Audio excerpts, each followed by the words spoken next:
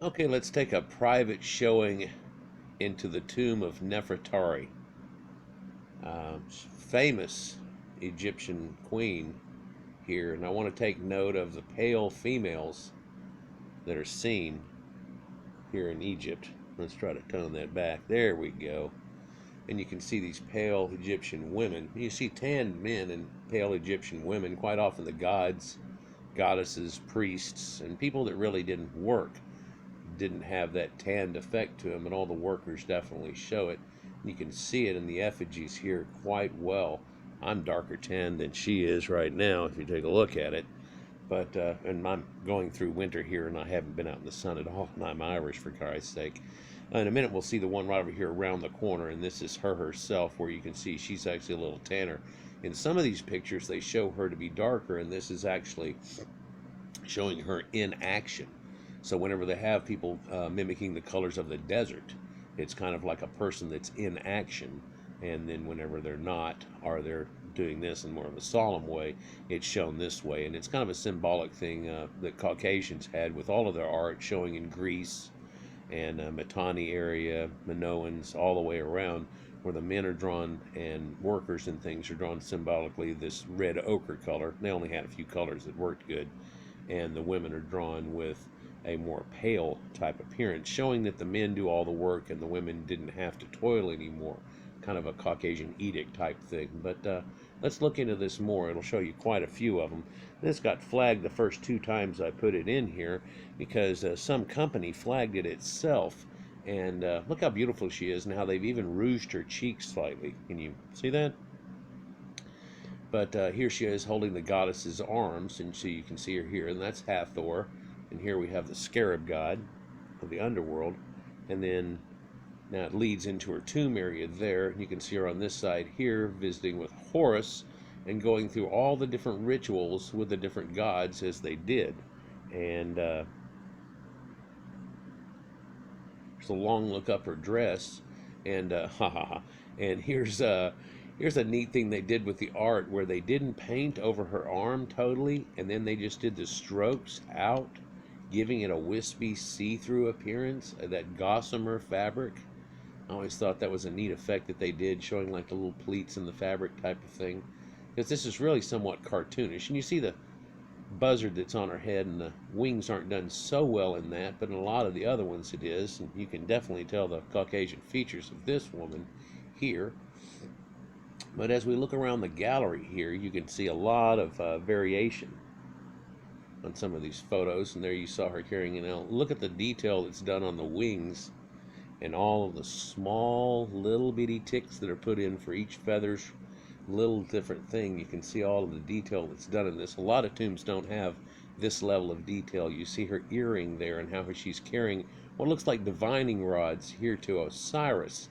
And Osiris is, of course, the god of the undead, or the dead, but then the undead for the resurrection that goes on. There we saw Thoth, and then again here is Osiris, done in this symbolic green that's shown. And there she is praising and doing her, leads to that. Now, this is the ram god, or Ares god of Khnum, and the light girls that are there next to him that you can see. Khnum is the ram-headed god that you notice, that you see here. And pretty sure that you can tell the ethnicity of the people that we're looking at here is ancient Egyptians. And again, this is way back at Nefertari and her tomb. And it's amazing this tomb is kept in this condition, where a lot of it is peeled off of the walls, but a lot of it's not. And there's Horus and the Isis and the idea of rebirth. Here we see a lot of Egyptian goddesses, and we see her bringing effigy, and she's actually like bringing a libation or a drink to these gods that are, eating sand all day, if you will, and so they have to have nourishment. And we have Hathor, we have Neith, and then we have Isis, and Isis shown here on the very end of it, and the god Anubis. So this shows you each one of them. It's the same on both sides, as you can see here, and in doing so, it kind of echoes itself. And again, there's Anubis on both sides, as you see, the god of the underworld, in the Sphinx type pose next to a giant pyramid. So it does show you that it is entirely possible that up until a recenter time, that actually had an Anubis type head upon it. A lot of people agree upon that, and that it was recarved again. You can actually tell how it's separated from the neck, and that perhaps over all the weathering and things that had gone on, that the dog head had gone bad. Maybe the nose fell off the thing and so on, and they felt like they had to do something with it. There are tales about that, but some of the tales that we tell now tell you that that's whenever they found the Sphinx, or that's whenever they created the Sphinx, and there's a strange declamation between the two, and a lot of people can see that it's been rebuilt quite a bit, and it's possible it goes back to before the time that they believe so. I don't think it carries back to 10,000 BC. It might, totally, it might, but I don't believe so. I believe the Sahara was green not 7,000 years ago, but just a few thousand years ago.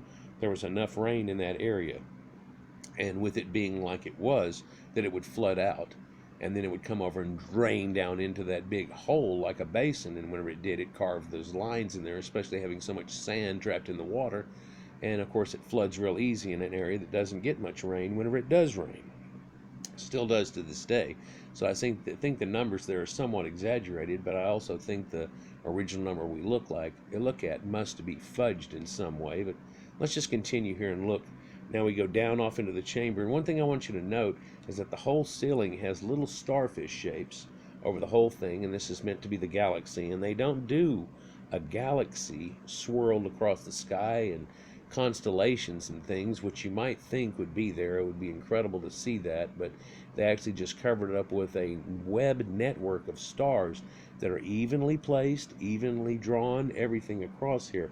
You can imagine the time it would take. This is larger than one half of a tennis court, this one room that we're in here, and the size of your hand all across the ceiling here.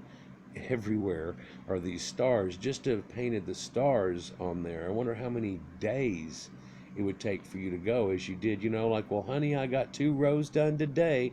Well, that's good. So let's look into this a little more. You can see the same gods echoed in here in the chambers.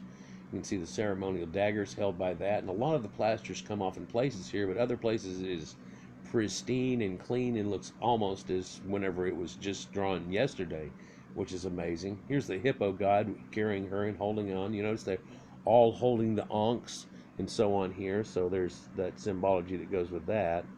And here we see Khnum and Sekhet, the lion-headed goddess, and then her again together with each other. This is the guy that led him down into there, and he's explaining about it. And I hope this doesn't flag again. This thing flagged a few times on me, but quite interesting. Nefertari, her tomb. We're going to look at a couple other places and just get some segments here.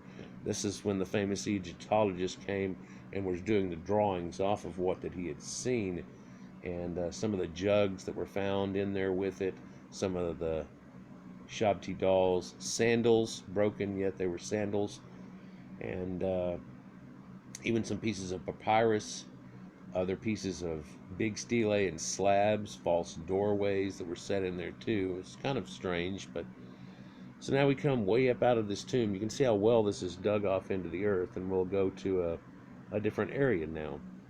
We'll come out of here and we'll go over into a secondary area from the Middle Kingdoms, where they started having their burials in a different place, different than the Valley of the Kings that you see here. And we'll go take a look at that complex, which looks a lot more columnated and somewhat Romanesque, if you will.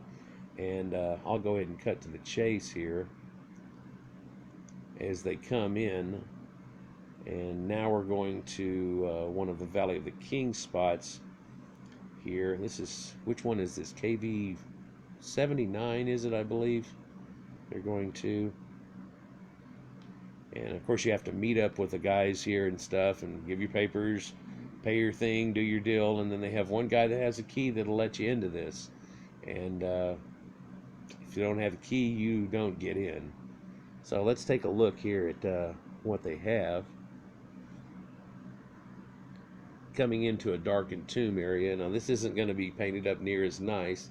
This is showing you an unfinished tomb, and they're looking at the walls like this would have been done in the same way, but you can see it's only 3/4 finished.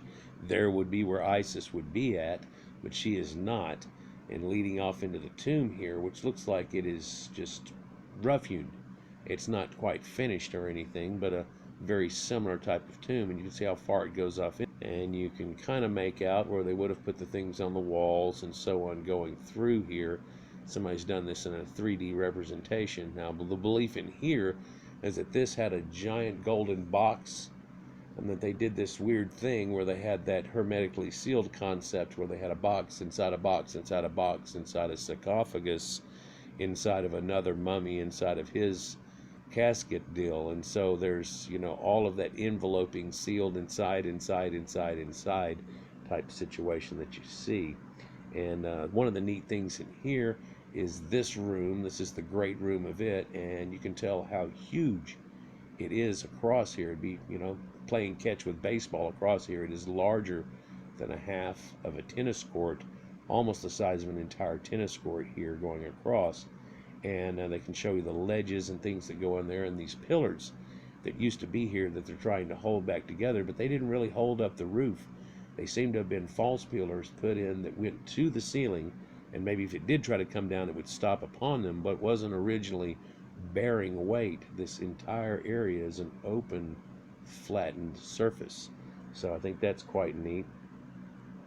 And it's going to show you a couple of artifacts here, and that they've found in this area. There's what appears to be a ram-headed lion type of effigy, and with this fluting on the side of it, you can tell it dates from the same period. And the way that they've done it, certain styles and things like this. And he's one of the first people to have touched this thing in thousands of years. He's got his hands full here with a few pieces of pottery, just blowing his mind, but he wanted to show him something special here. And you can look at the face that's on this and actually see, you know, how well they've got that captured there, even in a small little effigy, something not much bigger than a G.I. Joe's head, if you will, and where it captures the essence. You can see the lips done extremely well, like they always did, and everything. Of course, the nose is always rubbed because it's stuck out there, but yeah, quite neat. And one of the pieces that they're finding in that room there, as you cascade it back and forth, you can really see the beauty of the art itself. And from it to being so ancient, I think that's part of the neat part of it, where these people were just getting everything going on, and you can see how advanced these people were at this time. Indeed, the Nakata cultures and stuff seems to step down from there, and there seem to go to a time of making it a little easier instead of going to the difficulty. Here's the showing of that box inside a box, if you will, that they believe that the way that this was done. You look at these series of boxes inside a box that barely fit inside a box that barely fit inside a box, that now have a tomb, and then there's sarcophagus that goes in that, and then inside of that there's a secondary sarcophagus, and then a wrapped mummy who is also sealed, if you will, in quite a special way.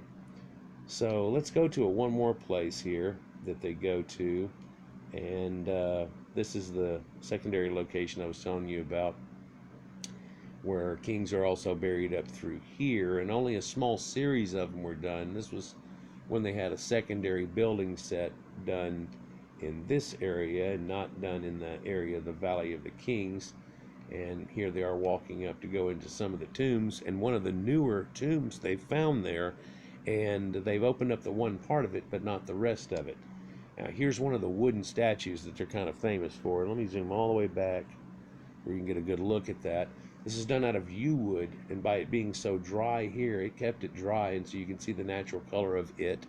And this is what Thai and all the other wooden statues that you see would normally look like. But once moisture gets to it, and erosion and things like that, just like your fence that you buy when you buy a blonde looking pretty pine fence, and it turns up grayish brown over time and just erodes, that's what that yew wood quite often does. I don't know if this exactly is yew wood. Something tells me that the grain in the face here is far too big, but that could just be around a knot hole. And you can see how they can carve stone. But man, if you can carve stone, look what these people can do out of wood. It's pretty amazing here in the likeness that it captures. And they found a few of these in this tomb here that are there, and this is again back from the Middle Dynasties. So now we'll go up to the tomb, and you can see these guys here carrying them in. Here's another one of the effigies of the women, and again you can see how pale she is done. Although just a moment ago we saw how pale a man was, but you can see how pale she is too, and quite a round face, perhaps a little heavy, if you will, although they're definitely drawn always as a perfect type idealistic view, just like you see in the Greek stuff, and they all seem to look like Adonis with different heads stuck on and so on. And you can see this other effigy that's here that's almost this little tucked in, very round faced. It's just made to be round. You can almost see the circle of it, where they started with a circle and then drew it on after there. But they went through the trouble of inlaying those special eyes that almost just look like King Tut's and so on. The thicker eyebrows and stuff were all inlaid into it. And the earlier eyes, they didn't quite finish that though, because the mouth was just drawn in red. Or was that a style to do right then? Maybe it was a style to do. Now these Bedouin people that are there, that's this guy's grandfather that's the leader of this group here, and he's been the watcher over these tombs for all of his life, and his father before him, and now they've passed it down to these guys that are the lead of this run here. And these guys here that you see are actually the ones that allow people, or one of the people that allow people into these tombs, and they're said to watch over them. And they have found this one tomb here, and look at the size of this aluminum ladder, and it leads off down into this hole, and they're about to go down into there. And one thing special, just like in that special I showed you that was done live not too long ago, where they bust through the wall, they find the wax head and all of that, that hammer right there he's handing him is to help bust through this wall that they found. That's just, you know, one of the side walls looked funny. Somebody started messing with it, and they go, no, there's something behind that. And so they break out these bricks and go into here and take a look. And is there a wax head and a person just right there? No, oddly enough, it appears to go a long tunnel. Why would they have built a tunnel this long? The thing's almost 100 yards long. Still somewhat rough hewn. There's a crack up there, and there are even stuff shoved up in that crack. Worked stone shoved up in some of the cracks. It's kind of odd, and you think, well, if it widened over time, it'd fall back out, but it didn't. You can see they just have to go off their flashlights and look back here, and here's one of the mummies that they supposedly had found from inside of the other part of the tomb, not that they have. And you can see his wrappings. Now, his arms weren't quite crossed, but oddly, the other tomb parts here show you where there's all this vegetation that they had taken and handmade little daisy chains out of them and put them all over the body too. Isn't that neat? I think it's quite neat. You can see how pale she is in that photograph too. So when we talk about the ancient Egyptians, we're talking about Caucasians. The current people that live there have quite a bit of admix in them, but also they weren't the people that were originally in Egypt. I think everybody knows that now. There's quite a few of these statues that are shown with blue eyes. There's quite a few mummies that are found with red hair and blonde hair, and it leads to an Anatolian Levant type people and up into Europe that they were more kin to than what is currently in the area today. For a lot of things have changed from where they used to be to where they are now, and people shouldn't misconstrue the two. Anyhow, like, share, and subscribe, guys. Enjoy. Peace.